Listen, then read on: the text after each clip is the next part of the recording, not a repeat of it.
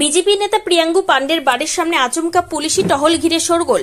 বর্তমানে বিজেপি নেতা কল্যাণী এমস হাসপাতালে চিকিৎসাধীন অবস্থায় রয়েছেন। নবান্ন অভিযানের দিন নাকি পুলিশের মারেই বিজেপি নেতা প্রিয়াঙ্গু পান্ডের মাথা ফেটেছে, এমনই ছবি ভাইরাল হয়েছিল সোশ্যাল মাধ্যমে। যদিও কলকাতা পুলিশের তরফ থেকে সেরকম কোনো সদুত্তর দেওয়া হয়নি। বিশেষ সূত্রে খবর, কলকাতা পুলিশের বিশেষ একটি দল আজ ভাটপাড়া জগদ্দলের বিভিন্ন এলাকায় পৌঁছান। তারপরেই ভাটপাড়া থানার পুলিশকে দেখা যায় সক্রিয় ভূমিকায়।